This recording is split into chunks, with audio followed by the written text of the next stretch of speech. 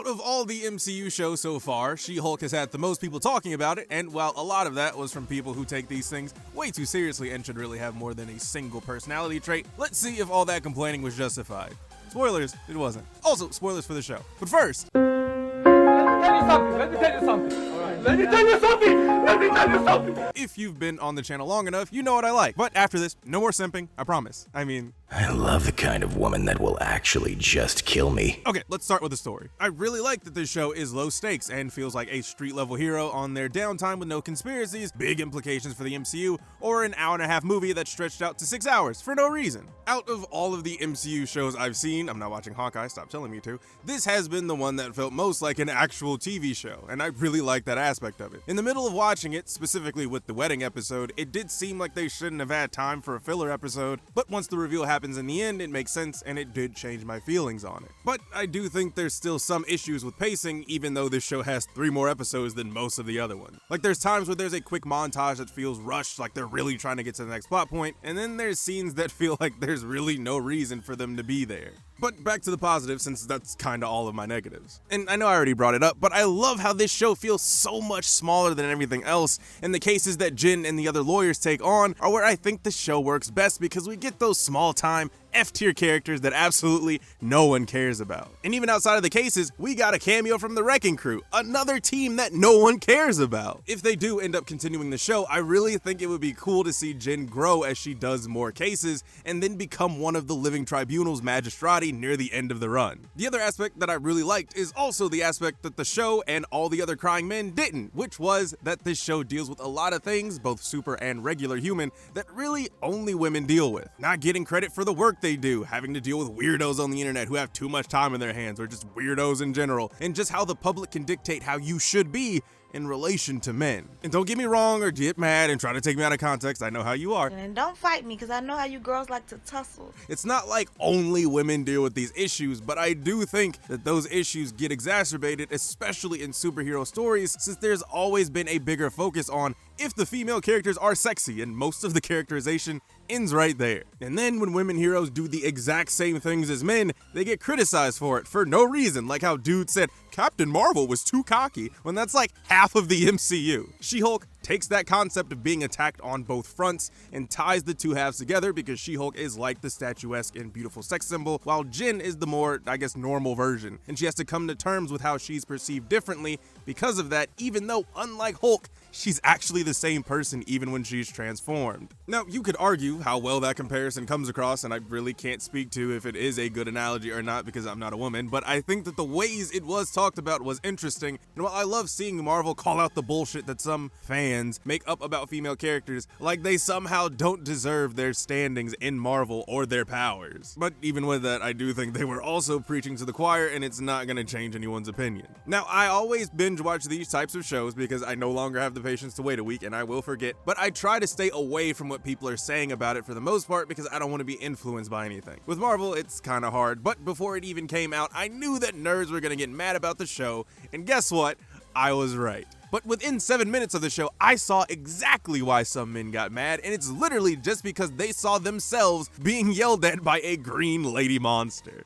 Like, you can easily argue that one of the issues of this show is that it lacks all subtlety. But considering the whole Hulk thing, I think that makes sense, especially because the show hits you over the head with how easy it is to not be a creepy, crying dickhead about fictional characters, and some dudes still don't understand. Like, there's actually men who are crying that this show ruined Daredevil, who I'll get into a little later. But this is by far the happiest we've seen him, not to mention the most accurate since, I don't know if you know this, Daredevil is a fucking jokester in the comics. It's not like they reduced him to a throwaway character or made him lose a fight or court case or something, so I don't see how you could see his inclusion as anything other than a cool extended cameo. And I love the Netflix show. I think it's the best example of adapting a mature superhero story, and I'm glad Charlie and Vincent are back. But the Daredevil version in the Netflix show is not as well-rounded in comparison to their comic counterpart. And yeah, that's because the comics have history going back to the 60s, but this Matt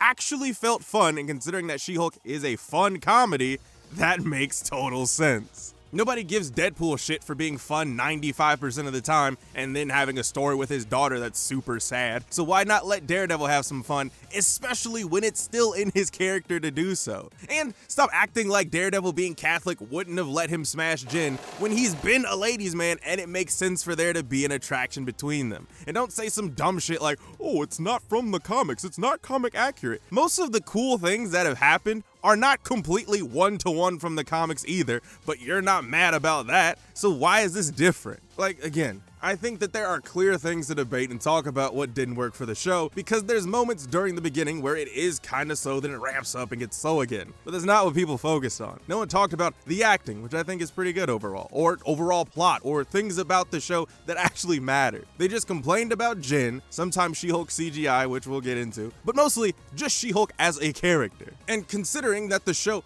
actively makes fun of those people, you think that they'd want to stop acting like that. But The Boys did the same thing for 3 seasons and people just caught on, so whatever. Finally, before getting into the characters, let's talk about the fourth wall breaks because I think the show handled them very well. In a lot of media, I think they can get repetitive or annoying, especially when it's just done for cutaways or random pop culture references. But with She-Hulk just being aware that she's in a show and being able to pop out like in the ending was pretty cool. And I love that they even gave Kevin his little hat. It was cute. I do think that the ending was rushed and felt kind of strange, especially with the Scar reveal, since that's kind of a big deal. But Bruce is just like, hey, got a kid now. All right, where's the food? But since She-Hulk's obviously not going to be in any movies anytime soon, and since this wasn't billed, as far as I'm aware, as an actual miniseries like some of the other shows, maybe they'll stick the landing a little better next time. And for the comedy, I thought it was alright. I'm not someone who complains about the jokes in Marvel movies, but in comparison, I did like them more here. There's genuinely some good jokes, and while they don't always land, I think the batting average is higher than most MCU shows, or even movies for that matter. Alright, now let's talk about the characters, starting with Jen. So I think Jen is great. She's funny, charismatic, has the Lori Lightfoot fits locked down, and grows a lot during the story. When I think back on the MCU shows that I've seen so far, the main issue to me has been that the characters either don't change at all, or they just get to the point that they should have been at near the beginning. Jen learns how to deal with being She-Hulk, and I do like that her journey was different from Bruce, and that even though he was right that she needed to better come to terms with her powers, she still needed to go about it her own way, which I think is cool. Also, she's cute. Next up is Bruce. I'm glad he wasn't a big focal point of the show. He's there for the inciting incident, a little training montage, and then he's gone. He really had no reason to be there more than that, and I'm glad they only used him a little bit. Then for Emil, who was another controversial aspect of the show, but again, I think it was handled really well for a couple of reasons. One, I'm pretty sure he's the only real villain that's been reformed since Black Widow and Winter Soldier were just brainwashed. And I guess you could count Loki, but like, just barely. And I think he had some good points about why he was considered the villain, even though he was just following orders, while Hulk can do whatever he wants to and is considered a hero. Now, because he's on the run with Wong, it's a little murky, but I'm fine with it since him violating parole didn't actually hurt anybody. And speaking of Wong, I'm liking that Wong is the glue holding things together for whatever reason, and since we're not getting Strange anytime soon, I'm happy we still got some mystic arts going on. Then there's Nikki, who's cool, kind of whatever. I thought she was going to be a part of the 4chan clan, but I'm glad she wasn't and is actually a good friend, but aside from that, she's fine. She doesn't really do that much. The other friend, Pug, who I'm only mentioning him because I think his name is funny and he has a weird way of talking that I also think is funny. And finally, we have Daredevil, who I have almost nothing negative to say about. He's already proven to be the best Matt Murdock we've seen on the screen, and he finally got to have some fun with some low stakes, and I love that for him. The only negative thing that I have to say is that this is the first time I've heard Charlie slip in his British accent, which was very jarring, but it only happened like twice, so I'm giving him a pass. And I would talk about Titania, but she really added nothing, so she gets nothing here. Finally, I want to talk about the CGI a little bit, because while I didn't think it made the show unwatchable, there's definitely points where you're like, oh yeah, this was rushed. And I think it's really noticeable when She-Hulk is like walking or really emoting, but I also know that having a fully CGI character in a TV show isn't gonna look like Thanos or even Hulk does in this show, because they easily probably just dropped in the old Hulk models and went from there instead of making something from scratch. When Daredevil does pop up near the end and starts doing flips and stuff, it's also a little wonky too, but if you weren't born 5 years ago and grew up watching shit from the early 2000s or even worse, the 1900s, this isn't that bad. And if there is a season 2, I think they have a good base to start from. I honestly really like the show a lot more than I thought I would. I wish there was a little more court action, especially since the back and forth between Matt and Jen was great, but hopefully if there is a season 2 we get more of that, and it would be even better if She-Hulk has to represent Spider-Man and we get the funniest Spider-Man panel ever. I also think that it was a really good decision to not have her fight as much too, since we get that in like every other show, and since this show was going for something different, I think it worked pretty well. But let me know what you think. Mayhaps, like and subscribe, and thanks for watching.